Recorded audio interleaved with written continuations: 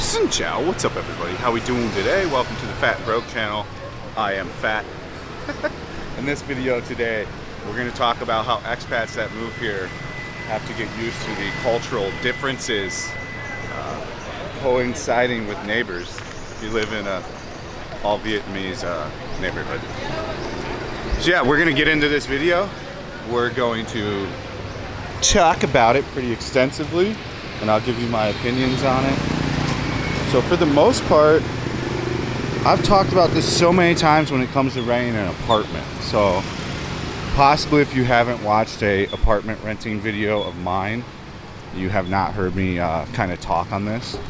And I've had friends that have experienced the same thing.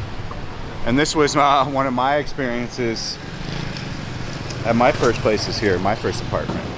Who, coincidentally, one of my subscribers, now friend, moved into. He clearly didn't watch enough videos because he never saw the first apartment video. But he moved into that apartment. He had the same problems I did. You know, crazy neighbors.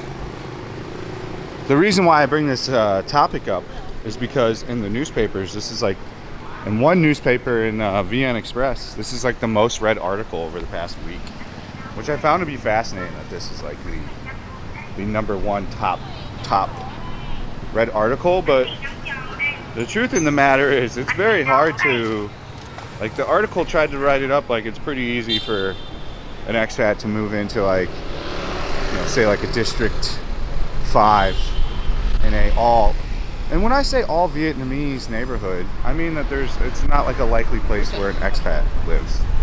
And when you move into those areas and you've not lived in something like that before, it's kind of crazy. Like, I personally will never be able to do that. Like, I don't have the skill set to have people be impolite so consistently with, like, damn, wait.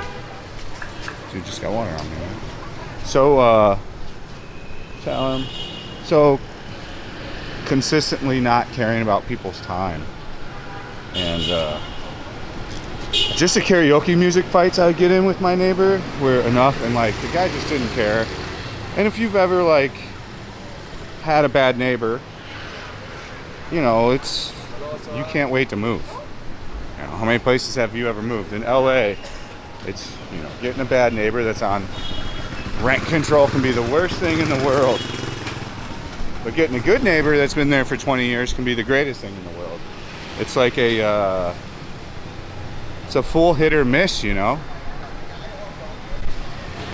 But the article essentially, to sum it up, I'm not going to read it, pretty much went on to say things along the lines of expats moving to various areas. There's one guy that's like real old, 75. When I say old, that's not even old. I gotta stop using that term because I guess it pisses some viewers off. I don't mean old or saying old or old men or old women in a derogatory manner. So where I was even talking about, I got off on another bit there. Oh, but this guy's 74 years old, and his story was like, you know, moving into a neighborhood with his wife and, you know, clearly adapting to the Vietnamese culture. These things are going to take a special type of person too. Like, this is going to be dependent on what kind of guy you are and what kind of person you are. If you're a person that's really, you know, up for that kind of stuff, then you're going to be right in the mix of it, you know. You'll like it. But if you don't like, you know, if you care about your space and you're introverted and you like your alone time and you like quiet and you need quiet living, you need to sleep with no noise, you know, you are going to be hard pressed, man, to really find that in a all Vietnamese neighborhood. There's a guy that's trending on my YouTube shorts here that goes to like apartment buildings, like any one of these old ones where somebody's bought the apartment, because the apartments sell. So an average apartment, right? I'll show you. An average apartment, we'll just pick a building. But your typical average apartment in some kind of old Vietnamese building like this is 150,000 to 400,000 in District 1 in a good area. So I mean, they'll buy that apartment and they'll flip it and make it brand new. But the problem you're not getting around is like, this building was made by, well, this building was built by bricks, and it's not like poured concrete. It's not going to be soundproof. There's going to be so many problems.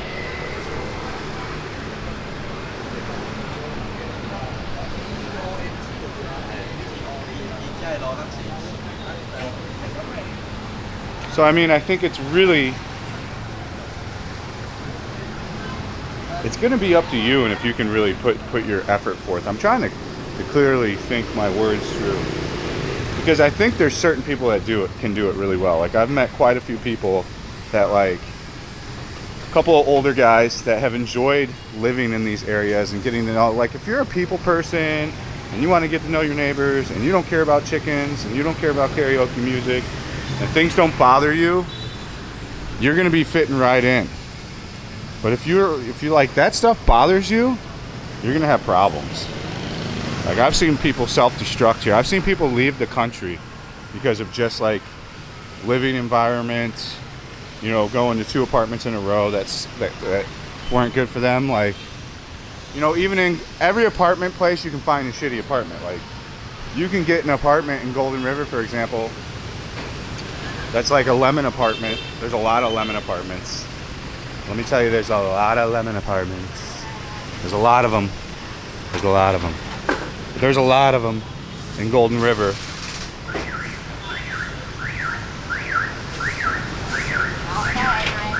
So I mean, you can get these lemon apartments because of the way it's, you know, cheaply done. All right, so we're back. Had to switch a battery. Must not charge that one all the way. So to get into the second half of this video, if you're a person that is easy to get along with things, that is okay with loud noise, that is okay with cultural change, and being able to put up with things, essentially the biggest problem for all expats and every issue that is always going to arise with the stuff that we're talking about right now is going to be sound, noise. Noise is as you walk around, you hear the beeping, you hear, anymore, I don't even hear that. That doesn't concern me at all. Like, this shit don't bother me, the noise of the road, not even a little bit. Maybe when you're first here, it seems loud and crazy, but you know, the hustle and bustle and the noise and all that stuff, you very much so get used to. But definitely, if you're a person that doesn't like hearing your neighbors, you know, singing, being up late till 2 or 3 a.m., definitely there's a strong sector of Vietnamese that are nocturnal. And there's a lot of drinking. This was mentioned in the article. One guy, you know, pretty much is going over exactly what I'm going over now. You have to really experience these things firsthand to really understand them, to be honest with you, though. If you've never experienced a situation, you don't know how bad it is. You don't know how bad it is when you've signed a lease, you're in that lease for a year.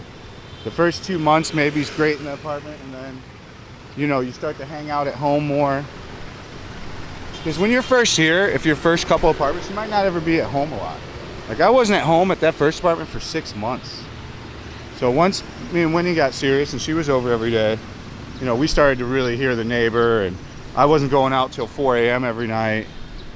So I was getting pissed when he was singing till 2 a.m. or coming home drunk himself at 2 or 3 a.m. and singing karaoke. But these things are kind of like accepted in Vietnam. Like, you'll see that guy, he's taking a nap on a bike right here. This is a perfect example. Like, he's gonna have no problem napping on this bike. Like, if he wanted to take a nap and close his eyes, he can go to sleep. Like, they are built different, because it's not even that they're built different, they just grew up in all this noise, sound, and chaos. Controlled chaos, I'm Mike, I like to add.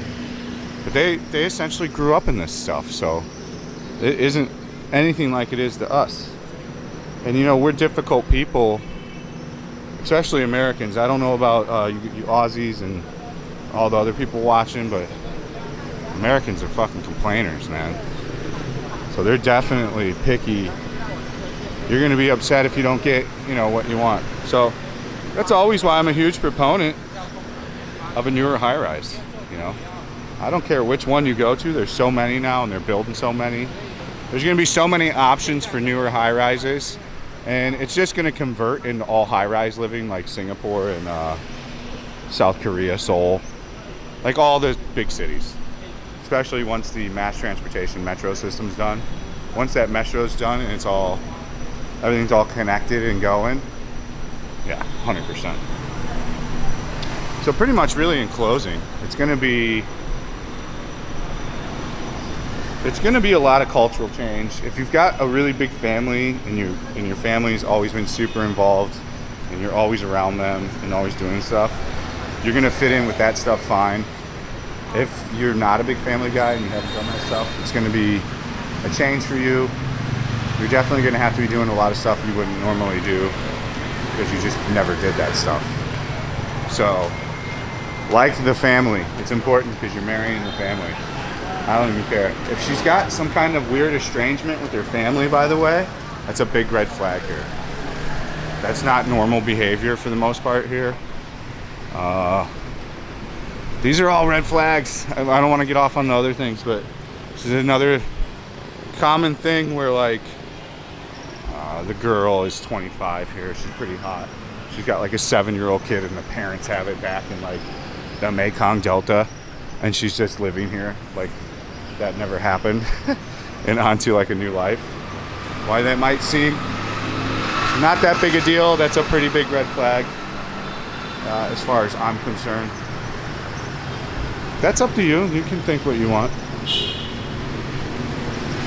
So I think the culture differences are going to be huge for a lot of people, and depending on what neighborhood you're in, like if you're going to be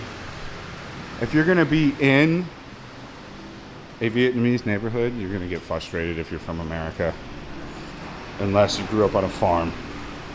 Unless you grew up on a farm that was next to a highway.